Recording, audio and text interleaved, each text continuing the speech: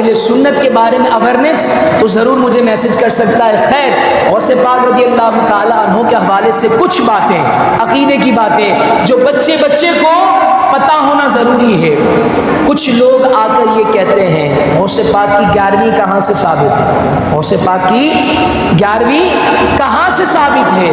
تو دیکھیں میرے محترم اور پیارے بھائیو، اس کے دو جواب. پہلا جواب کہ یہ 11ویں دراصل توجہ سے بس آخری باتیں اور عقیدے کی بات کہ یہ جو 11ویں ہے نا، 11ویں دراصل یہ ایصال ثواب کی ایک صورت ہے. ایصال ثواب کی ایک صورت ہے اور ایصال ثواب قرآن و حدیث سے ثابت ہے.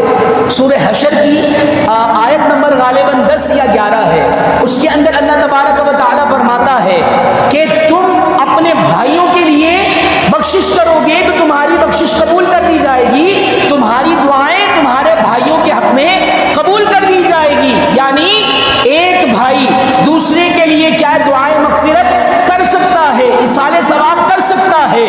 حدیث مبارکہ کے اندر آیا ہے، سرکار صلی اللہ تعالی علیہ وسلم نے ارشاد فرمایا، سرکار نے ارشاد فرمایا کہ جب تم اپنے مرحومین کے لیے ایصال ثواب کرتے ہو تو وہ خوش ہوتے ہیں، ایسے خوش ہوتے ہیں کہ جیسے دنیا میں کوئی شخص کسی زندہ انسان کو ہدیہ دے، تحفہ دے، تو جیسے وہ شخص خوش ہوتا ہے، ایصال ثواب جس کو کیا جاتا ہے وہ بھی خوش ہوتا ہے، وہ بھی خوش ہوتا ہے.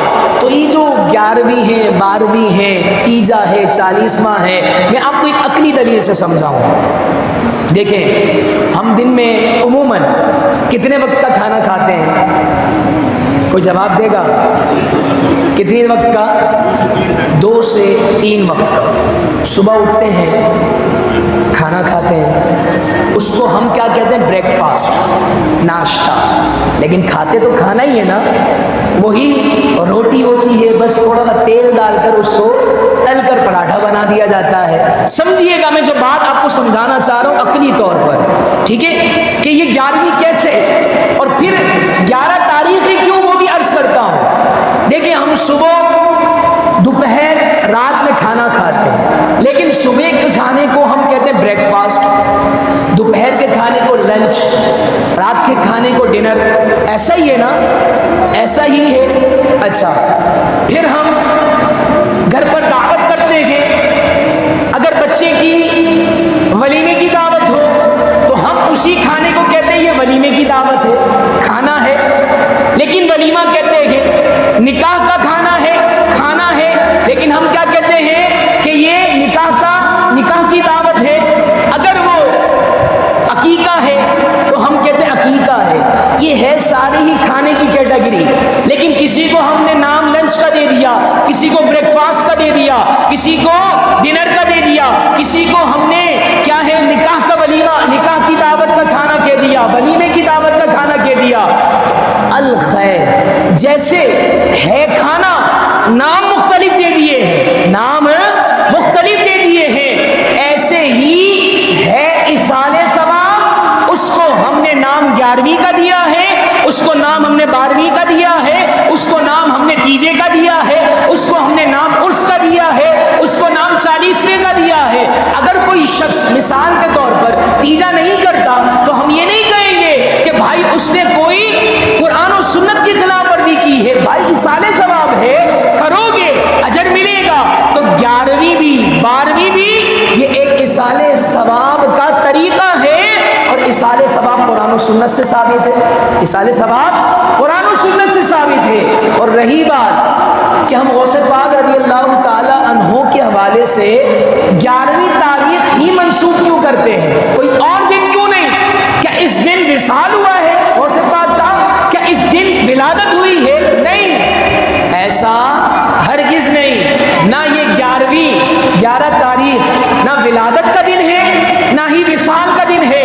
تو پھر بھائی 11ویں کیوں مناتے ہیں؟ تو اس کا جواب یہ ہے کہ دراصل شیخ عبد القادر جیلانی کی زندگی کا یہ طریقہ تھا. ذرا توجہ سے، جو لوگ کہتے ہیں نا 11ویں کیوں مناتے ہو، تو ذرا سنیے اس جواب کو. شیخ شیخ عبد القادر جیلانی شہنشاہ بغداد رضی اللہ تعالی عنہ کی زندگی کا یہ معمول تھا کہ آپ رضی اللہ تعالی عنہ ہر اسلامی تاریخ کے اعتبار سے 11ویں شب کو سرکار کا اپنے گھر پر میلاد مناتے تھے۔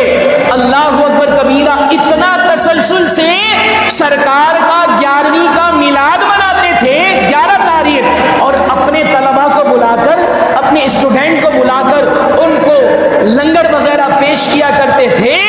اللہ کے پیارے حبیب کو یہ محفل کی ادا اتنی پسند آئی تو گویا سرکار کی 12ویں 11 تاریخ کو غوث پاک مناتے تھے، اللہ نے رہتی دنیا تک یہ 11ویں مشہور فرما دی، یہ 11ویں مشہور فرما دی۔ اس وجہ سے غوث پاک کی 11ویں منائی جاتی ہے۔ اگر کوئی شخص مثال کے طور پر 11 کو نہیں 12 کو 11ویں مناتا ہے، درست ہے، تاریخ کا کوئی بھی سال ثواب محتاج نہیں ہے۔ تیجا اگر ہم نے 10ویں دن کر دیا کوئی مسئلہ نہیں ہے، کوئی مسئلہ نہیں ہے۔ 40واں اگر ہم نے 30ویں دن کر دیا کوئی مسئلہ نہیں ہے۔ یہ سب اصال ثواب کی صورتیں ہیں اور لوگوں کو جمع کرنے کا ذریعہ ہے، تاکہ لوگوں کو جمع کر کر ہم کیا ہے ایک اچھے انداز میں اصال ثواب کر سکیں۔